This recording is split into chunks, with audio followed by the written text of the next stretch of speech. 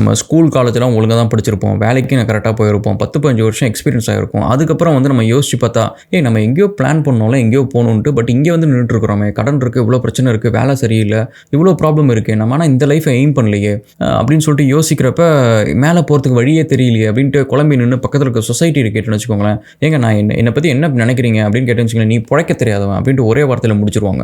என்னடா அது இப்போ வந்து சொல்கிறீங்க, என் வாழ்க்கையில் பாதி வாழ்க்கை முடிஞ்சதுக்கப்புறம் முன்னாடியே செஞ்சிருந்தா நான் கரெக்டாக செஞ்சுருக்கலாம் அப்படின்றது. பிழைக்கிறதுக்கு நம்ம என்னென்ன விஷயங்கள் கரெக்டாக பண்ணணும் அப்படின்றத பற்றி பார்ப்போம். Welcome to Australian. Thank you for all the love and support. வீடியோஸ்லாம் பிடிச்சிருந்துச்சு அப்படின்னா சப்ஸ்கிரைப் பண்ணுங்கள், ஃப்ரெண்ட்ஸ்லாம் ஷேர் பண்ணுங்கள். வர்ச்சுவல்டைன்மெண்ட் அப்படின்றது வந்து நம்ம வேளச்சேரியில் ஃபீனிக்ஸ் மால் ஆப்போசிட்டில் ஒரு ஸ்டுடியோ இருக்குது. நடுவில் போட்ட வீடியோஸ்லாம் நாங்கள் அதை பண்ணது தான். ஸோ அங்கே நீங்கள் வந்து photo shoot, product shoot and podcast இது எல்லாமே பண்ண முடியும். அவங்களே கம்ப்ளீட்டாக வீடியோ ஷூட் பண்ணி உங்களுக்கு எடிட் பண்ணி அப்லோடும் பண்ணி கொடுத்துருவாங்க. ஸோ எல்லா வேலையும் பண்ணிவிடுவாங்க. ஸோ நீங்கள் யூடியூப் சேனல் வச்சிருக்கிறீங்க, இல்லை ஆரம்பிக்க போகிறீங்க அப்படின்னா அங்கே போய் பேசி பாருங்கள். they'll give you an offer. நம்ம இந்த பிழைக்க தெரியாதவன் அப்படின்னு சொல்லிட்டு நம்ம சொசைட்டி சொல்கிறது ரொம்ப லேட்டாக சொல்கிறாங்க. பட் முன்னாடியே வந்து நம்ம இதை எப்படி ஐடென்டிஃபை பண்ணுறது அண்ட் பிழைக்கிறதுக்கு நம்ம என்னென்ன விஷயங்கள் பண்ணுறது அப்படின்றது first and foremost thing guys. நீங்கள் பிழைக்க தெரியாதவன் அப்படின்றது வந்து ஒரு 2-3 விஷயத்தில் வந்து நீங்கள் ஈஸியாக ஐடென்டிஃபை பண்ணிக்கலாம். ஒன்று வந்து உங்களை தேடி ஆப்பர்ச்சுனிட்டி வராமல் இருக்கும். அதுக்கு வந்து மேபி நீங்கள் எப்படி எக்ஸ்பிரஸ் பண்ணுறீங்க, உங்களை நீங்கள் யாருன்னு ஐடென்டிஃபை பண்ணுறீங்க, இந்தமாரி ஒரு சில விஷயங்களை வச்சுருக்கும். அண்ட் செகண்ட் வந்து உங்களை சுற்றி இருக்கிற ஒரு 5-6 பேர் எப்போவுமே நீங்கள் எங்கே போனாலும் சரி உங்கள்கிட்ட எந்த மாதிரி க்ரௌட் வந்து உங்கள்கிட்ட பேசுது அப்படின்றத நீங்கள் பாருங்கள். இது வந்து ஏற்றத்தாழ்வு அப்படிலாம் நீங்கள் தூக்கி போடுங்க கேஸ்.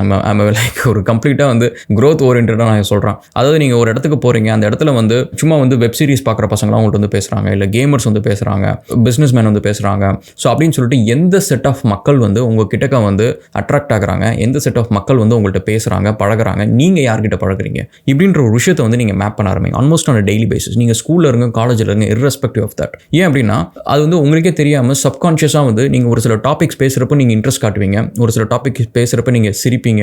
அது வந்து மற்றவங்க உங்கள்கிட்ட சொல்கிறதுக்கு அந்த டாபிக் பேசுகிறதுக்கு வந்து ரொம்ப இன்ட்ரெஸ்டிங்காக இருக்கும் அவங்களுக்கும். ஸோ அதனால் அந்த செட் ஆஃப் மக்கள் அதை பிடிச்சி பேசுகிற டாபிக் பேசுகிற மக்கள் வந்து உங்களை சுற்றி இருப்பாங்க. ஸோ அதனால் உங்களை சுற்றி இருக்கிற க்ரௌட் எப்படி இருக்குது அப்படின்றத நீங்கள் பாருங்கள். ஏன்னா அதிலே தெரிஞ்சிடும். இப்போ நம்மளை சுற்றி பொழுதுனிக்குமே வந்து என்டர்டெயின்மெண்ட் ரிலேட்டடாகவே மக்கள் இருக்கிறாங்க அப்படின்னு வச்சுக்கோங்களேன். நம்ம அதை வச்சுக்கிட்டு கடைசியாக போய் காசு சம்பாதிக்கிறது ரொம்ப கஷ்டமாக இருக்கும். இப்போ நம்மளை சுற்றி வந்து நிறைய பிஸ்னஸ் பீப்புள் இருக்கிறாங்க அப்படின்னு வச்சுக்கோங்களேன். இதே தான் நம்ம வளர்ந்ததுக்கு அப்புறமும் இருக்கும். நம்மளுக்கு இதேமாதிரி நிறைய ஆப்பர்ச்சுனிட்டிஸ் வரும். அவங்கள வச்சு நிறைய ஆப்பர்ச்சுனிட்டி நம்ம எக்ஸிக்யூட் பண்ண முடியும். நெக்ஸ்ட் வந்து நீங்கள் வந்து டூவரா திங்கரா, சும்மா லேசியாக உட்காந்துட்டே இருப்பீங்களா அப்படின்ற மாதிரி உங்களை பற்றி ஒரு செல்ஃப் அசஸ்மெண்ட்டும் நீங்கள் பண்ணுங்கள். இது ஏன் அப்படின்னு பார்த்தீங்கன்னு வச்சுக்கோங்களேன், நம்மளை பற்றி வந்து உயர்வாக நினைக்கிறது, நம்ம வந்து பாசிட்டிவாக நினைக்கிறது அதெல்லாம் தூக்கி ஓரமாக வச்சுட்டு ஆனால் டெய்லி பேசிஸில் வந்து நான் எதை மெஜாரிட்டி நான் பண்ணுறேன், ஒரு ஒர்க்கை பீயிங் டூவரை நான் பண்ணுறேன்னா, இல்லை நிறைய நேரம் சும்மா யோசிச்சுக்கிட்டு ப்ரொகாஸ்டினேட் பண்ணிக்கிட்டே இருக்கிறேன்னா, எதுவுமே பண்ணாமல் சும்மா உட்காந்துட்டு இருக்கிறேன்னா, என்னோட டைமை வந்து நான் எப்படி செலவு பண்ணணும்னு நினைக்கிறேன் ஒரு 24 hours அப்படின்னு சொல்லிட்டு ஒரு 1 week வந்து நீங்கள் உங்களை செல்ஃப் அனாலிசிஸ் பண்ணி பாருங்கள். ஏன்னா அதிலே தெரிஞ்சிடும். ஏன்னா உங்களோட 1 week வந்து உங்களால் வந்து க்ரோத் ஓரியன்டாக நீங்கள் வளர்கிறதுக்கான ஒரு விஷயங்களில் வந்து உங்களுக்கு இன்ட்ரெஸ்ட் போகலை அப்படின்னா அந்த பழக்கத்தை பழகிற நீங்கள் வந்து ரெஸ்ட் ஆஃப் த லைஃப்பில் வந்து கிட்டத்தட்ட அதே தான் ரெப்ளிகேட் பண்ணிக்கிட்டே இருப்பீங்க. ஸோ அப்போ வந்து பணம் வரணும் அப்படின்ற ஒரு இடமே வந்து அங்கே இருக்காது. உங்கள் ஒரு வாசலே இல்லைனா எப்படி உள்ளார ஆள் வர முடியும். ஸோ அந்தமாரி ஒரு விஷயம். ஸோ நெக்ஸ்ட்டு வந்து நீங்கள் வந்து ஏன்னா நம்ம வந்து தனியாளாக வந்து எதுலேயுமே ஜெயிக்கிறது ரொம்ப கஷ்டம் கைஸ். இப்போ நான் வந்து என்ன தான் பெரிய அழகான ஒரு ஓவியத்தை வரைகிறவனாக இருந்தாலும் சரி, அதை வாங்குறதுக்கு ஒரு ஆள் இருந்தால் தான் அதுக்கான ஒரு மதிப்பு இருக்கும். ஸோ நான் ஒரு நல்ல பிஸ்னஸ் ரன் பண்ணுறேன், ஒரு நல்ல ப்ராடக்ட் வச்சிருக்கிறேன் அப்படின்னாலுமே மக்கள் வந்து அதை வாங்கினா தான் வந்து எனக்கு அதுக்கான வருமானம் வரும். என் கம்பெனியில் யாராவது இன்வெஸ்ட் பண்ணால் தான் வந்து என் கம்பெனி க்ரோ ஆகும் அப்படின்னு சொல்லிட்டு நான் யாரையாவது டிபெண்ட் பண்ணி இருக்க வேண்டியது வந்து காலத்தின் கட்டாயம். ஸோ அப்படி இருக்கிறப்ப வந்து என்னை எந்த அளவுக்கு மக்கள் நம்புறாங்க, என்னை சுற்றி இருக்கிறவங்க என்னை எப்படி பார்க்குறாங்க, ரிலேபிளாக பார்க்குறாங்களா, ட்ரஸ்ட்வர்த்தியாக பார்க்குறாங்களா, என்று ஒரு வேலை கொடுத்தா செய்வேன்னு பார்க்குறாங்களா, இது எல்லாத்தையுமே வந்து ஒரு சின்ன செல்ஃப் அசஸ்மெண்ட் நீங்கள் பண்ணி பாருங்கள். So this will give you an idea. உங்களுக்கு வந்து இப்போ கரண்ட் ஸ்டேட்டாக வந்து நீங்கள் பிழைக்கிறதுக்கு ஆன ஒரு ஆளா இல்லை பிழைக்க தெரியாத ஆளாக இருக்க போகிறீங்களா அப்படின்றது உங்களுக்கு ஒரு ஐடியா கிடைச்சிடும். சரி, இப்போ பிழைக்கிறதுக்கு என்ன பண்ணணும் அப்படின்றத பார்த்தீங்கன்னு வச்சுக்கோங்களேன். First and foremost thing is B self aware. இந்த உலகத்தில் வந்து என்னை சுற்றி வந்து எவ்வளோ வேணாலும் இருக்கட்டும், என்னை சுற்றி இந்த இடத்துல வந்து ஒரு பெரிய கோடீஸ்வரர் இருக்கட்டும், ஒரு பெரிய பில்டிங் இருக்கட்டும், சூப்பர் கார் இருக்கட்டும், என்ன வேணாலும் சுற்றி இருக்கட்டும், ஆனால் நான் வளர்கிறதுக்கு, நான் க்ரோ ஆகிறதுக்கான ஆப்பர்ச்சுனிட்டி வந்து இந்த இடத்துல மட்டும்தான் இருக்குது. என் உலகத்தில் எனக்கு இது மட்டும்தான் இருக்குது. ஸோ அப்படி இருக்கிறப்ப என்னோட தாட் ப்ராசஸ் வந்து கிரிக்கெட்டில் போய் உட்கார்றதோ, வெப் சீரிஸில் போய் உட்கார்றதோ, அடுத்தது வந்து இந்த படம் வரப்போகுதுன்னு போய் உட்கார்றதோ. என்கிட்ட அன்னைக்கு கூட கேட்டாங்க, ராகுல் நீங்கள் வந்து இந்த தக் லைஃப் படம் பார்த்துட்டீங்களா அப்படின்னு சொல்லிட்டு. நான் எதுக்கு பார்க்கணும்? கமல் வந்து என்னோட ப்ராடக்ட்டை பற்றி பேசுகிறாரா, இல்லை என் ப்ராடக்ட் ரிலீஸ் பண்ணால் என் ப்ராடக்ட்டை வந்து பற்றி என்கிட்ட கேட்குறாரா? கேட்காதப்ப நான் எதுக்கு அவரோட ப்ராடக்ட்டை பற்றி கேட்கணும்? என்னோட சென்டர் ஆஃப் ஃபோக்கஸ் வந்து 100% வந்து இங்கே தான் இருக்குது. என்னோட க்ரோத் என்னை பற்றி இருக்கணும், என்னோட கம்பெனிஸ் இருக்கணும், என்னோட ஸ்டாஃபு, என்னோட உலகமே இவ்வளோ தான். அப்படி இருக்கிறப்ப உழைக்க தெரியறதுக்கு வந்து ஃபர்ஸ்ட் அண்ட் ஃபார்மோஸ்ட் வந்து யூ ஷுட் செல்ஃப் அவேர். இந்த ஒரு விஷயத்தில் நீங்கள் செல்ஃப் அவேராக இருக்கணும். உங்களோட க்ரோத்ன்றது வந்து உங்களை பற்றி நீங்கள் நிறைய நேரம் யோசிச்சு, அதாவது நீங்கள் லைஃப்பில் வந்து இது வரைக்கும் ஹேண்டில் பண்ண பிக்கஸ்ட் ப்ராப்ளம் எடுத்து சால்வ் பண்ணது நீங்கள் தான். அண்ட் நீங்கள் நினச்சிட்டு இருக்கலாம், இன்னும் இன்னைக்கு இவ்வளோ பிரச்சனை இருக்குது, இதெல்லாம் எப்படி சால்வ் பண்ண போகிறேன். ஆனால் இதுக்கு முன்னாடி உங்கள் லைஃப்பில் வந்த 100% வந்த எல்லா பிரச்சனையுமே வந்து மற்றவங்க யாராவது ஹெல்ப் பண்ணியிருப்பாங்க. அப்பா ஹெல்ப் பண்ணியிருப்பாங்க, டீச்சர்ஸ் பண்ணியிருப்பாங்க, ஃப்ரெண்ட்ஸ் பண்ணியிருப்பாங்க. ஆனால் கடைசியாக நின்று சால்வ் பண்ணது அந்த இடத்துல நீங்கள் மட்டும்தான். அந்த பிரச்சனையை ஃபேஸ் பண்ணது நீங்கள் மட்டும்தான். ஸோ அதனால் வந்து உங்களை நீங்கள் வந்து ஒரு மையப்புள்ளியாக வச்சு நீங்கள் எந்த விஷயத்தையும் நீங்கள் யோசிக்கலாம்னு வச்சுக்கோங்களேன். நீங்கள் எப்பவுமே வந்து யாரையோ ஒருத்தனை டிபெண்ட் பண்ணுவீங்க. கடவுள் வந்து காப்பாற்ற மாட்டாரா, எங்கள் அப்பா வந்து காப்பாற்ற மாட்டாங்களா, இவங்க எனக்கு பணம் கொடுக்க மாட்டாங்களா அப்படின்னு இருப்பீங்களே தவிர, நான் எப்படி பணம் சம்பாதிச்சு இந்த பிரச்சனையை சால்வ் பண்ணுறது, நான் இந்த பிரச்சனையை போய் எப்படி ஃபேஸ் பண்ணுறது அப்படின்ற ஒரு ஆங்கிளை நீங்கள் யோசிக்க ஆரம்பிச்சிங்கன்னா you will do things differently. So அதனால் ஃபர்ஸ்ட் அண்ட் ஃபார்மோஸ்ட் வந்து பிழைக்கிற மனுஷனுக்கு வந்து அவனோட ஃபோக்கஸ் வந்து இந்த இடத்துல தான் இருக்கணும். பிரிட்டி மச் வந்து என்னோட growth இந்த இடத்துல தான் ஆரம்பிக்குது. இன்னைக்கு நான் என்ன பண்ண போகிறேன், என்னை வச்சு நான் எப்படி காசு சம்பாதிக்க போகிறேன், நான் என்னோட திறமையை எப்படி உயர்த்துக்க போகிறேன், என் மேலே நான் என்ன இன்வெஸ்ட் பண்ணணும், என் உடம்பை எப்படி நான் பத்திரமா வச்சுப்பேன் அப்படின்ற விஷயத்தில் வந்து நம்ம காஷியஸாக இருக்கணும். அண்ட் நெக்ஸ்ட் வந்து நம்மளை பற்றி மற்றவங்க வந்து ஒரு ஒப்பீனியன் கிரியேட் பண்ணுவாங்க.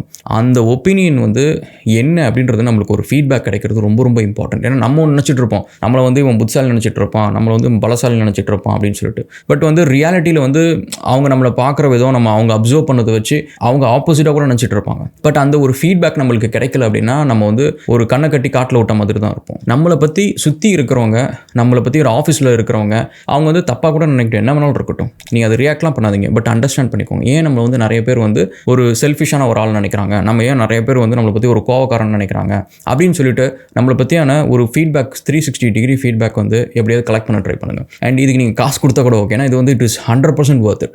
நம்மளை பற்றி என்னென்ன ஒப்பீனியன் வந்து நல்ல ஒப்பீனியன் இருக்கோ அந்த ஒப்பீனியனில் எதெல்லாம் வந்து நம்மளுக்கு ஒரு ஆப்பர்ச்சுனிட்டியை கொண்டு வந்து நம்மளுக்கு சேர்க்குமோ, ஒரு growth கொண்டு வந்து சேர்க்குமோ அதெல்லாம் நம்ம மெயின்டைன் பண்ணிக்கலாம். எந்தெந்த விஷயம்லாம் வந்து நம்மளுக்கு இடையூறாக நிற்குமோ அது எல்லாத்தையும் நம்ம தவிர்க்கிறதுக்கு வேலையை செய்ய ஆரம்பிக்கணும். அண்ட் எஸ்பெஷலி என்னோட நிறைய வீடியோஸ் நான் சொல்கிறது என்னன்னா, நீங்கள் ஒரு ஆஃபீஸில் வேலை செய்கிறீங்க அப்படின்னா தேவையில்லாமல் லூஸ் டாக்கே பண்ணாதீங்க, தேவையில்லாமல் இன்னொருத்தவங்களை பற்றி காசிப் பண்ணாதீங்க. ஏன்னா நீங்கள் நினச்சிட்டு இருப்பீங்க, ஓ என் பாஸ் கிட்ட என்னோட சீனியர் கிட்ட வந்து இவங்களை பற்றிலாம் சும்மா காசிப் பண்ண அவர் ஜாலியாக கேட்டுட்டு இருக்கிறாரு அப்படின்னு சொல்லிட்டு. ஆனால் உங்களை பற்றி அவர் என்ன தெரியுமா நினைப்பாரு, நீங்கள் போனதுக்கப்புறம் இவன் என்னை பற்றியும் பின்னாடி போய் பேசிட்டு இப்படி தான் பேசிகிட்டு இருப்பான் அப்படின்னு சொல்லிட்டு நாளைக்கு வந்து அவர் ஏதோ ஒரு கம்பெனியில் பெரிய ஆப்பர்ச்சுனிட்டி வரும், அதுக்கு உங்களை ரெஃபர் பண்ண மாட்டார். ஸோ அதனால் வந்து உங்களை பற்றி இந்த உலகத்தில் என்ன மற்றவங்க நினைக்கிறாங்க அப்படின்ற ஒப்பீனியன் ரொம்ப ரொம்ப இம்பார்ட்டன்ட் கேஸ். எப்போவுமே என்னை பொறுத்த வரைக்கும் நான் யார்கிட்டையும் யாரை பற்றியும் காசிப் பண்ண மாட்டேன். பொழுதுனைக்கும் வந்து growth ஓரியன்டாக பேசிகிட்டு இருப்பேன், நிறைய படிப்பேன், யாராவது பேசுனாங்கன்னா ஜாலியாக பேசுவேன். அண்ட் மற்றபடி வந்து அவங்க என்கிட்ட ஸ்பெண்ட் பண்ணுற டைம் வந்து ஹாப்பியாக இருக்கணும், அவ்வளோதான். மற்றபடி வந்து சும்மா வந்து அவங்கள பற்றி எப்போ பார்த்தாலும் எனக்கு என் வாழ்க்கையில் என்ன பிரச்சனை இருக்குது தெரியுமா, எனக்கு எவ்வளோ சோகம் இருக்குது தெரியுமா, அதெல்லாம் உட்காந்து நான் சொல்லிட்டு இருக்க மாட்டேன். ஸோ அப்போ என்னன்னா என்கிட்ட இருந்து அவங்க எடுத்துகிட்டு அடுத்த கம்பெனிக்கு போகிறப்ப வந்து அவங்களுக்கு என்ன ஞாபகம் வச்சுக்கணும் அப்படின்னா, ரால் வந்து ஒரு நல்ல டெவலப்பர். ஒர்க்கு கொடுத்தானா கண் நேரம் உட்காந்து பேசாமல் டீ காஃபி கூட குடிக்காமல் உட்காந்து ஹார்ட் ஒர்க் பண்ணுவான், யாரை பற்றியும் புறம் பேச மாட்டான், ஒரு வேலைன்னு கொடுத்தா பொறுப்படுத்த செய்வான் அப்படின்னு சொல்லிட்டு என்னை பற்றி இதை மட்டும்தான் அவங்க எடுத்துகிட்டு போகணும். ஸோ அப்போ எடுத்துகிட்டு போனால் எனக்கு அவங்க ஆப்பர்ச்சுனிட்டி கொடுக்கணும். ஸோ பிரிட்டி மச் வந்து நீங்கள் பிழைக்க தெரிஞ்ச மனுஷன் அப்படின்னா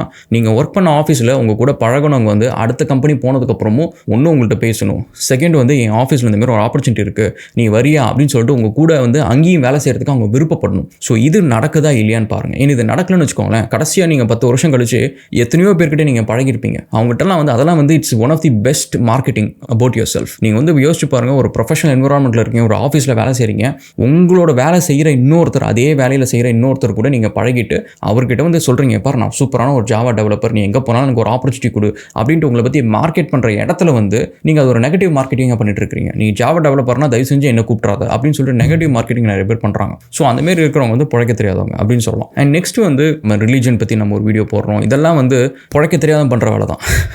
ஆக்சுவலி வந்து எனக்கு அதான் சொல்கிறேன், எனக்கு அந்த விஷயம் வந்து நான் பிழைக்க தெரிஞ்சவனாக இருக்கணும் அப்படின்னா அந்த இடத்துல நான் செல்ஃபிஷாக இருந்திருக்கணும். எனக்கு வந்து ஒரு விஷயம் தெரிஞ்சு எனக்கு ஒரு விஷயம் மனசில் பட்டதை வந்து நான் யார் மேலே அக்கறையாக இருக்கணும்னு நினைக்கிறேனோ அவங்க கிட்ட சொல்லாமல் நான் பிழைச்சிருக்கலாம். ஆனால் அந்த இடத்துல நான் பிழைக்க தெரியாமல் இருக்க வேண்டியது வந்து எனக்கு வந்து குற்ற உணர்ச்சி இல்லாமல் இருந்தால் எனக்கு அது ஓகே அப்படின்ற ஒரு ரீசனுக்காக தான் அந்த வீடியோ நான் பண்ணேன். இதேமாதிரி தான் இதுக்கு முன்னாடி போட்ட நிறைய வீடியோஸ்ல நீங்கள் பார்த்தீங்கன்னா இன்டென்ஷன் வந்து உங்களை காயப்படுத்தணும், உங்களை போக் பண்ணணும், சண்டை மூட்டி விடணும், இதனால் எனக்கு ஒரு வியூஸ் கிடைக்கணும், எனக்கு அதெல்லாம் கிடையாது. எனக்கு இதனால் வந்து எனக்கு ஆப்பர்ச்சுனிட்டி தடப்படுது, இதனால் வந்து நிறைய இமிகிரண்ட்ஸ்க்கு, நம்மளுக்கு மட்டும் கிடையாது, அவங்களுக்கு மட்டும் கிடையாது, எல்லாம் சுற்றி இருக்கிற எல்லா அந்த ப்ரௌன் பீப்புள் எல்லாத்துக்குமே வந்து ஆப்பர்ச்சுனிட்டி தடப்படுது. ஸோ இதை வந்து எனக்குள்ளார நான் வச்சுக்கிட்டு எனக்கு என் கம்பெனி வந்து க்ரோ ஆகணும், இவங்களை பேசினா அவங்க வந்து இப்போ நேற்றுக்கே பார்த்தீங்கன்னா கிட்டத்தட்ட ஒரு 50 பேரை நான் அன்சப்ஸ்கிரைப் பண்ணிட்டு போயிட்டாங்க. எனக்கு அது தெரியும் அது நடக்கும்ட்டு. பட் பாயிண்ட் என்னென்னா அதை நான் சொல்லணும், ஏன்னா யாருமே சொல்கிறது இல்லை, எல்லாம் பயந்துட்டு யாருமே சொல்கிறது இல்லை. நான் சொன்னால் ஒருவேளை அவங்க எடுத்துக்கிட்டு மாறினாங்க அப்படின்னா இது எல்லாத்துக்குமே நல்லது தானே. ஸோ அந்தமாரி வந்து நீங்கள் பிழைக்க தெரியாத நீங்கள் இருக்காதீங்க.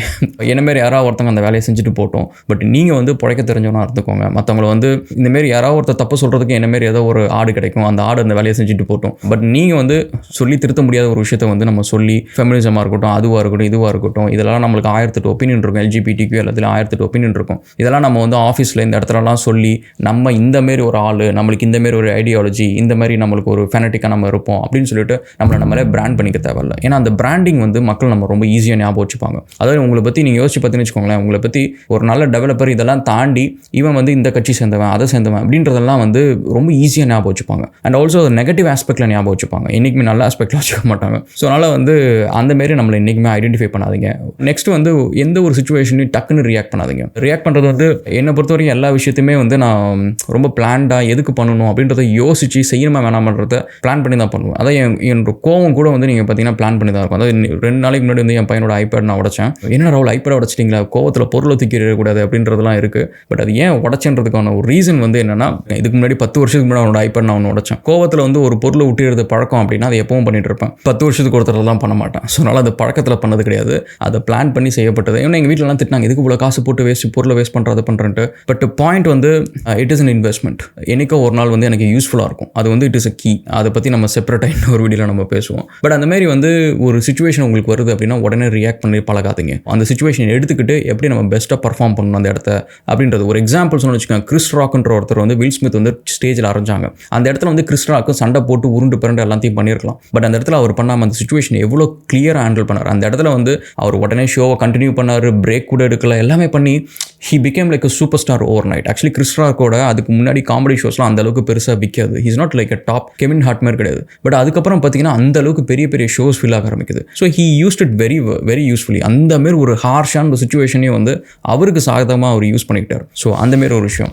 அண்ட் ஃபைனலி வந்து இவ்வளவும் செஞ்சு நம்ம பிழைக்க தெரிஞ்சவன்றதுக்கு ஒரு சின்ன மெட்ரிக் எது அப்படின்னு பார்த்தீங்கன்னா, நம்ம எவ்வளோ பணம் சம்பாதிக்கிறோம், எவ்வளோ நிம்மதியாக இருக்கிறோம், அண்ட் நம்மளை சுற்றி இருக்கிறவங்களாம் நம்ம கிட்டக்க வந்து நம்ம கிட்டக்க இருக்கிறாங்களா அப்படின்ற ஒரு 3-4 பேராமீட்டர்ஸ் வச்சு தான் நம்ம பிழைக்க தெரிஞ்சவன் அப்படின்னு நம்ம சொல்லலாம். ஸோ அப்படி இருக்கிறப்ப கடைசியாக வந்து பணத்தை எவ்வளோ சம்பாதிச்சாலும் சரி, அது அந்த அளவுக்கு செலவு பண்ணுற வேலையை நம்ம பண்ணுறோம் அப்படின்னா தென் அகெயின் நம்மளை வந்து பிழைக்க தெரியாது தான் அப்படின்னு தான் சொல்லுவாங்க. நம்ம ஏமாறுறோம், மற்றவங்க கேட்டோன்னே பணத்தை கொடுக்குறோம், இழிச்சுவாய்த்தனமாக இருக்கிறோம், இப்படின்னாலுமே நம்மளை பிழைக்க தெரியாதவன் அப்படின்னு தான் சொல்லுவாங்க. ஸோ அதனால் நீங்கள் எந்த அளவுக்கு புத்திசாலித்தனமாக பணம் ஏர்ன் பண்ணுறதுல இருக்கிறீங்களோ அந்த அளவுக்கு வந்து பணத்தை எப்படி சேமிக்கணும், பணத்தை எப்படி வந்து இன்வெஸ்ட் பண்ணணும், பணத்தை எப்படி வந்து மல்டிப்ளை பண்ணணும் அப்படின்றத பற்றியும் தெரிஞ்சிருக்கணும். pretty much guys, இதுதான் வந்து நம்மளோட பார்ட் 1 வச்சுக்கலாம். பிழைக்க தெரிஞ்சவனாக இருக்கிறதுக்கு என்ன பண்ணணும் அப்படின்ட்டு. நம்ம மீண்டும் இன்னொரு வீடியோவில் சந்திப்போம். Thanks for all the love and support. And வீடியோஸ்லாம் பிடிச்சிருந்துச்சு அப்படின்னா மறக்காமல் சப்ஸ்கிரைப் பண்ணுங்கள். அண்ட் ஆல்சோ அடுத்தது உங்களுக்கு என்னென்ன டாபிக்ஸ் வேணும், எனக்கு எல்லாமே கொஞ்சம் ஒரு டிஃப்ரெண்ட்டாக இருக்கணுங்க. சும்மா போரிங்காக அதை பண்ணுங்க ராகுல் இதை பண்ணுங்க அப்படின்னு சொல்லிட்டு ஸ்டாண்டர்டாக எதுவுமே இருக்க வேணாம். ஏதாவது கொஞ்சம் புதுசாக ஏதாவது ஒர்க் ஏதாவது இருந்தால் சொல்லுங்கள், நம்ம பண்ணுவோம். Thanks guys and cheers.